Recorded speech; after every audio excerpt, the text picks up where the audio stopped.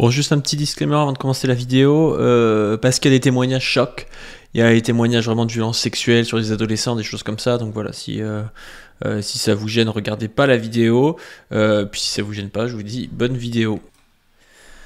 Alors, Morandini, je sais pas si vous saviez, mais il y avait une histoire...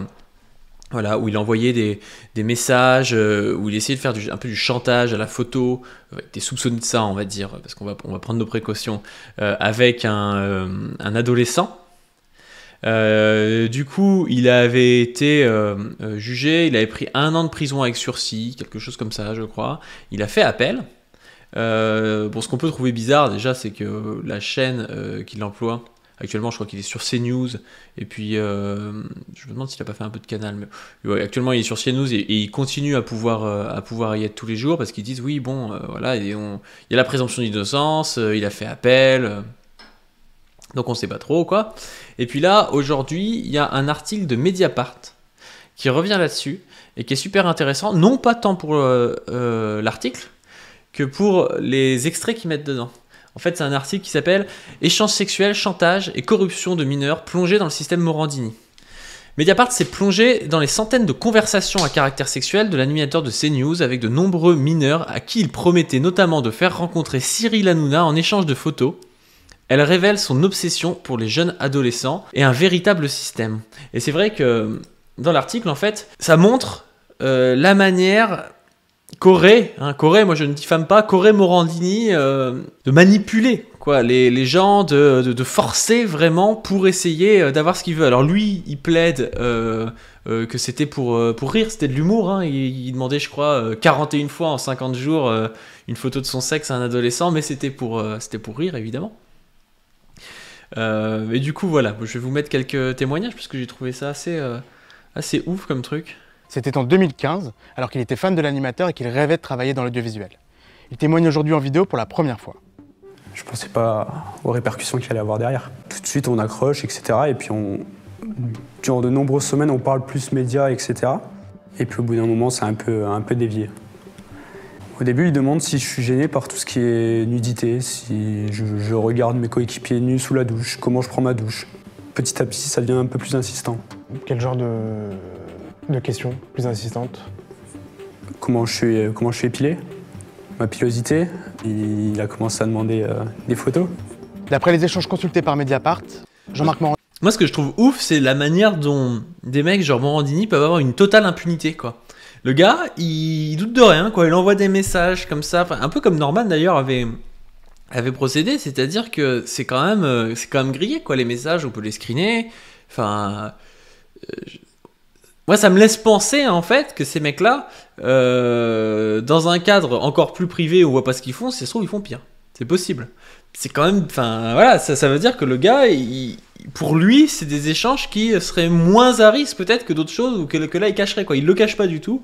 Ou alors, il se sent protégé. Enfin, c'est très étonnant, je trouve, d'envoyer des messages comme ça à des dizaines et des dizaines de personnes. Enfin, c'est évident que ça va finir par sortir, mais je sais pas, c'est... Morandini ne peut ignorer que Louis a 15 ans. Cela n'empêche pas l'animateur de 47 ans de lui demander des photos de lui et de son sexe. Et il insiste, à 41 reprises en 50 jours. Je sais pas quoi répondre. Il y a cette envie de travailler dans l'audiovisuel coûte le coûte. Et d'un autre côté, je suis bloqué dans ce truc-là. Et donc, j'envoie pas la photo, mais je veux garder le contact avec lui. Je lui disais non, je lui disais pas cette fois-ci, vous allez avoir des problèmes avec la justice. Je lui disais bien que moi, ça allait être non. Et lui continue à forcer. 41 reprises en 50 jours, et au bout de 50 jours, j'ai craqué. Je suis allé sur Internet, je voulais me sortir de là. Et j'ai envoyé une photo d'un sexe pris sur Internet. Lui, quand il la reçoit, il croit du coup que c'est votre sexe, la photo de votre sexe, Ouais. d'un jeune de 15 ans. Ouais. Il était content, il a eu une photo d'un sexe. Il me demande si je suis en érection, il se pose beaucoup de questions. Moi, je pensais qu'il allait arrêter de parler. Et en fait, on a l'impression qu'il examinait la photo. Ça faisait limite peur. Pour obtenir ces photos, Jean-Marc Morandini promettait plusieurs choses, comme lui faire visiter les locaux d'Europe 1, là où il travaillait à l'époque. À 6 reprises, il lui promettait aussi d'organiser une rencontre avec l'animateur de TPMP Cyril Hanouna en échange de photos. J'ai dit que j'étais fan de Cyril Hanouna à l'époque, que moi j'aimais bien ce qu'il faisait à la télé, etc. Et comme il le connaît, je suppose, il disait bah, quand tu viendras à Paris, je te le ferai voir, on ira voir une de ses émissions. Et puis à 15 ans, sauf qu'à 15 ans, bah, on est naïf un peu. Donc on écoute et puis on fait. Bref, y a plein de messages aussi. Je vais pas tout vous mettre pour pas spoiler trop l'article de Mediapart. Mais parce que vous pouvez aller le voir, hein, sincèrement c'est cool comme truc. Ouais, il y a ce truc là aussi qui était louche là. Enfin, tout est louche, hein. Sincèrement, allez voir ça, tout est ultra louche, mais ça, c'était bien louche. Hein. En septembre 2016. Mais l'enquête en cours n'arrête pas l'animateur. Nous révélons qu'en août 2017, il échangeait des dizaines de messages à caractère pornographique avec Arnaud C., alors modérateur pour le site morandini.com. À l'occasion d'une affaire d'agression sexuelle sur mineurs, jugée en 2021, ces messages ont été retrouvés par les enquêteurs. En 2017, Arnaud C. part en week-end avec son filleul de 16 ans, mais dans le même temps, il échange ses fantasmes avec l'animateur et lui demande de basculer sur WhatsApp. C'est la seule messagerie protégée et cryptée. Ah, je savais pas. Donc tu es un minet? Il a quel âge? 18. Ah putain, la gueule de la photo, c'est tellement malsain comme truc là. Il s'appelle comment ton loulou? Ça fait longtemps que vous êtes ensemble? Valentin. 2 ans.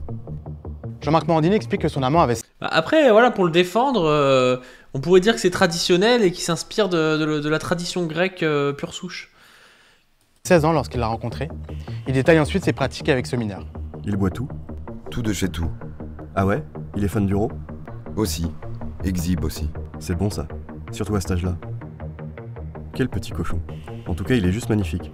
Tu l'as rencontré où? Ça m'est tellement malsain, le mec il a 45 ans, l'autre gars il a 16 ans et tout, enfin c'est le délire. Hein. C'est le frère d'un mec que je me suis tapé. Puis Arnaud C. évoque son filleul de 16 ans avec qui il doit partir en week-end. Il sait pas, mais la première nuit à l'hôtel, il n'y a qu'un lit de place.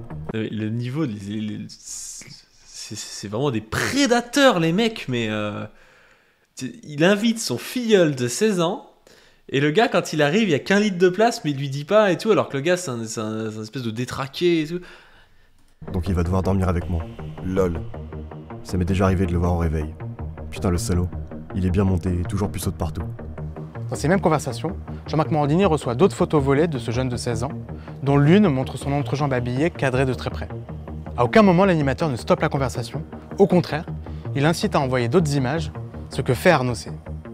Non mais c'est le délire parce qu'en plus Morandini il plaide ouais non mais c'était pour le troll et tout, alors qu'il reçoit des messages comme ça et tout. Enfin... C'est mon filleul de 16 ans et demi. Ah. Il prenait une douche dans un endroit public, donc en calbute. Bah faut enlever lol. T'inquiète, cette nuit il l'a enlevé. Je crois que ce que je vois. Il a une belle grosse bête en tout cas. Je crois que ce que je vois. Oui je sais. Ah le je crois que ce que je vois répété plusieurs fois, quel gêne, mais c'est... Ah putain c'est vraiment un mindset de prédateur de ouf quoi. J'espère qu'il voudra se faire photographier nu, mais t'inquiète, je t'envoie ça quand j'en ai. Puis Arnaud C. enchaîne les messages à caractère sexuel à propos de son filleul. J'attends ça depuis 2 ans. Je lui ai parlé de cul pendant 900 km. Putain mais c'est détraqué quoi. Tu vas avec ton parrain et tout, et le gars il te parle de cul pendant 900 km quoi. Je le voyais bander dans son short, mais avant d'être à l'hôtel, j'ai rien tenté. Je l'ai massé, il bandait comme un cerf.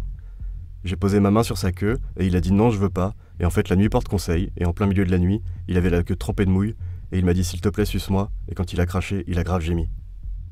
Je crois que ce que je vois. Autrement, je n'y crois pas.